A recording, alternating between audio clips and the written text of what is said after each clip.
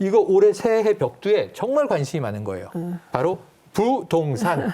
부동산. 지금 변창흠 장관이 지난해 이미 12월 29일부터 임명돼서 일을 시작했는데 설 전에 부동산 대책을 발표하겠다. 핵심이 뭐냐? 도심 내에 파격적으로 주택 공급하겠다. 이런 얘기도 나왔고 변창흠 국토부 신임 장관의 연초 부동산 대책. 어떤 게 나올지 좀 미리 짚어주세요. 우선 핵심은 이게 이낙연 대표도 언론 인터뷰에서 얘기한 건데 도심 고층 개발. 도심 외 고층 개발. 또는 고밀 개발. 고밀 개발. 그건 가능하지 않겠냐. 이렇게 얘기를 하셨어요. 근데 이게 예를 들면 재건축, 재개발의 규제를 완화한다. 이런 의미로 받아들여져서 곤란할 것 같아요. 아무리 부동산을 활성화시켜도 네. 가지 말아야 될 길은 분명히 있다고 생각합니다. 그러니까 특히 이게 부동산이라는 게 지금 되게 어려운 상황이지만 이 어려움이 지금 생기는 게 아니고 네. 이전 정부 때 바탕이 깔리는 것이거든요. 그러니까 지금 대책을 마련한다고 그럼 효과가 당장에 나타나냐 그렇게 생각하셔도 안 되는 거예요. 네, 그렇죠. 그렇기 때문에 방향만 바르게 잡아도 그게 맞다고 생각합니다. 그래서 토지 비축제도 이런 건 되게 생소한 토지 거죠. 비축제도. 토지 이게 비축제도. 특이한 개념이더라고요. 특이한데 사실은 간단한 거죠. 정부가 혹은 지자체가 그 토지가 나오면 그 토지를 매입해요. 매입하는 거예요.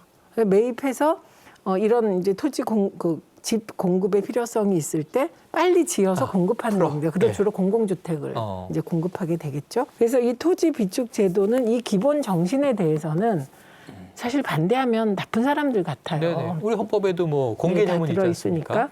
그런데 이 토지 비축 제도가 실행되어서 효과를 발휘하는 것 또한 토지 비축제도 이미 있는 건데 네. 이게 효과를 발휘하기까지 그러면 지금 이걸 적극적으로 하면 내년엔 효과가 나나 이런 건 아니고 네. 지금 이제 도시 곳곳에 제일 좋은 건 그 입지도 좋고 교통도 좋고 이런 곳에 30대 혹은 20, 30대의 주거를 얼마나 보급할 수 있느냐가 저는 성패가 달려 있다고 생각합니다. 그리고 신혼부부들에게 얼마나 공급할 수 있느냐. 그래서 좀 타겟형으로 나가야 하지 않을까.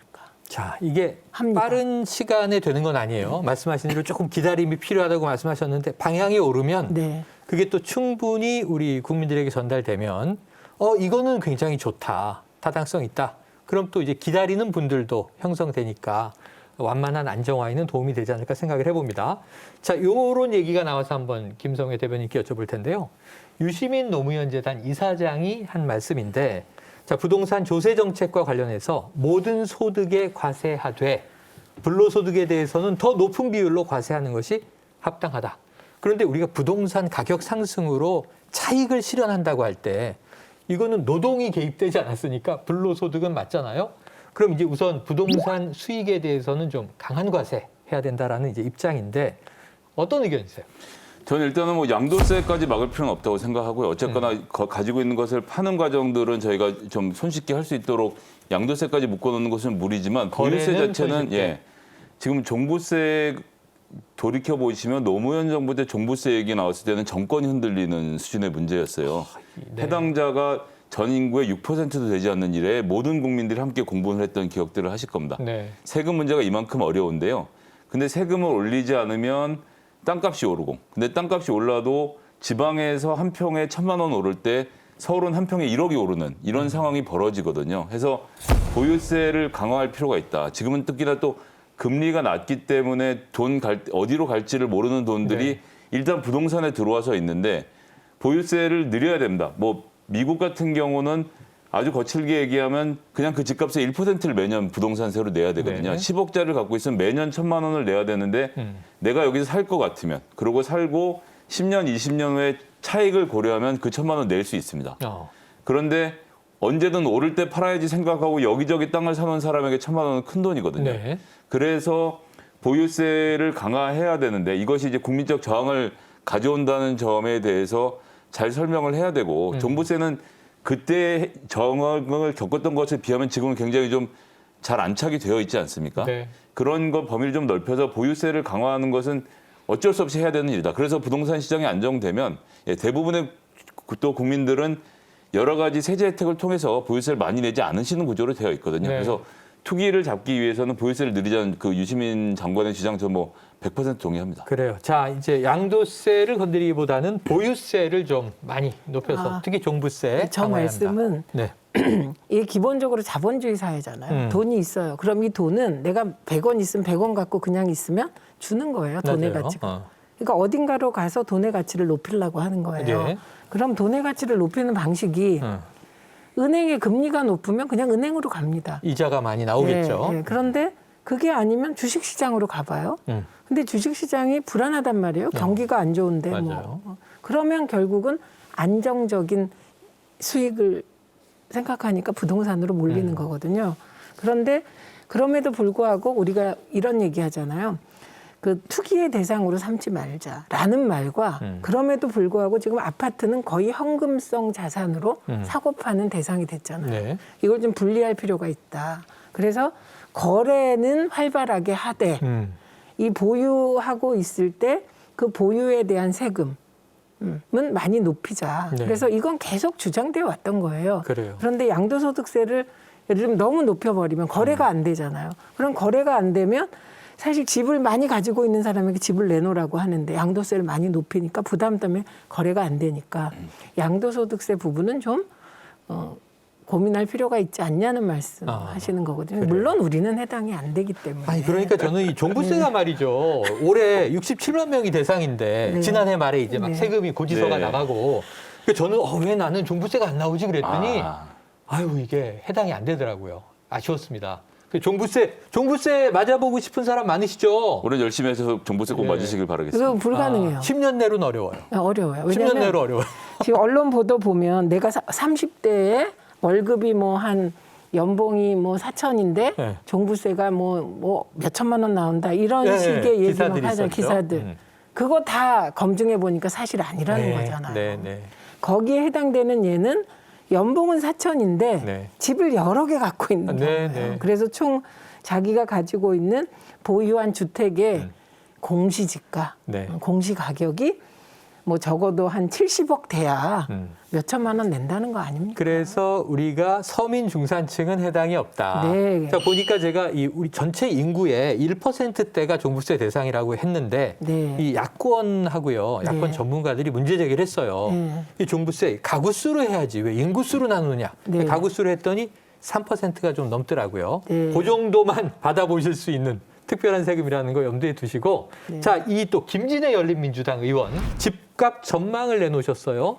이 백신이 다 보급되고 나면 금리가 올라가고 금리가 오르면 금융이 부동산을 떠받치는 거품이 사라지게 될 것이다. 전망을 하면서 한마디로 이제 현재 집값이 오른 것이 초저금리와 거대한 유동자금 때문이다. 이렇게 얘기했는데 열린민주당 대변인이시기 때문에 이건 최민희 의원님께 먼저 여쭤보겠습니다. 어떻게 보십니까? 이거 거대 담론에서 맞는 말씀이죠. 예. 이러한 이제 그러니까 이 예. 금리와 경제 예, 분석이 예. 이렇게 풍부한 유동성 자금이 어디로 가겠어요. 네. 예, 그리고 이렇게 경기가 어렵고 코로나로 경제가 어려워지면 되게 고수익을 누리고 싶은데 안정적이기까지 해야 돼요. 그러니까 원래는 고수익은 약간 위험을 감수하는 거잖아요. 하이 리스크 하이 리턴. 그렇죠. 근데 그게 깨지고 네. 그냥 하이 리턴 그 로 리스크는 안 지고 로 싶고. 리스크 안 지고 싶고 그게 부동산으로 몰리는 거거든요. 네. 그렇기 때문에 기본적인 인식엔 동의합니다. 네. 그런데 그것 때문만이라고 보기는 어려운 거죠. 네. 예를 들면 박근혜 정부 때부터 시작되었던 그 부동산 관련 그 법제화 완화가 있어요. 초과 이득 환수 부분도 유예하고 뭐 이런 부분들 그리고 뿐만 아니라 저는 이 부분에서 제일 그 문제가 되는 게 이 유동자금 이외에 이 유동자금이 임대주택 사업자에게 가고 네. 그래서 임대주택 사업자에게 박근혜 정부가 줬던 특혜를 문재인 정부에서 계속 보장하는 방식으로 간 부분에 대해서는 이건 정책적 점검이 필요했는데 좀 늦었다고 봅니다. 네. 김성애 대변인께서도 한 말씀, 이 김진애 의원의 네. 이 경제, 부동산 전망에 대해서 어떻게 보시나요? 일단 유동성 자금이 임대로 흘러갔던 거 최민희 의원님 지적이 맞다고 생각을 맞고. 하고요. 이건 일몰제로 처리를 해야 됩니다. 즉 지금 당장 그냥 문을 닫으면 임대 사업을 하시는 분들한테 큰 피해가 타격이 가니까 3년 뒤, 5년 뒤, 7년 뒤 이런 걸 정해서 차근차근. 이 이후에는 세제 혜택을 드릴 수가 없습니다라고 솔직하게 이야기하고 일몰제를 적용해서 유동자금이 부동산만 쳐다보지 않도록 만드는 게 첫 번째 네. 거라고 생각하고요. 이제 백신이랑 금리랑 무슨 상관이냐 하시면 네. 백신 지금 이제 코로나 때문에 경기가 너무 어려우니까 나라에서 금리를 최대한 낮춰서 사업을 좀 활성화하고 네. 돈도 쉽게 빌릴 수 있도록 만들어 놨는데 백신이 개발돼서 정상국이 다시 되면 그러면 이자도 원래 수준으로 올릴 수가 있는 거죠. 네. 그런 얘기를 하는 건데 여기서 또 봐야 되는 게 이제 미국이 뭐 어쨌거나 금융의 선진국이니까 이제 모기지론이라고 해서 30년 분할 상환해서 집을 사는 방법이 있잖아요. 네, 그렇죠. 우리가 생각하는 것과 달리 지난 50년 동안 평균치를 보면요. 모기지 론의 이자가 9%가 평균이에요. 근데 지금은 3%, 4% 이렇게 되게 낮거든요. 그럼 이런 좋은 시절이 항상 지속되지는 않는다. 그렇죠. 이자율은 언젠가 다시 올라가게 돼 있는 상태고 그러니까 9%일 때 한 달에는 집값과 3%일 때 한 달에는 집값에 엄청난 차이가 있기 때문에 집값이 자꾸 오르는 거예요. 이자가 내려가 있기 때문에 집값이 오르는 측면이 있어서 이자가 다시 올라가면 감당할 비용들을 생각해서 집값이 조금 더 안정되게 되지 않을까 이런 말씀을 하신 것 같고요. 저는 네. 일단 그런 부동산 전체적으로는 심리 게임이라서 맞습니다. 안정될 거다라는 시그널이 자꾸 나갈수록 부동산 시장은 안정될 수밖에 없다는 말씀을 좀 같이 드리겠습니다. 그래요. 자, 지금 두 분께서 아주 중요한 말씀 주셨습니다.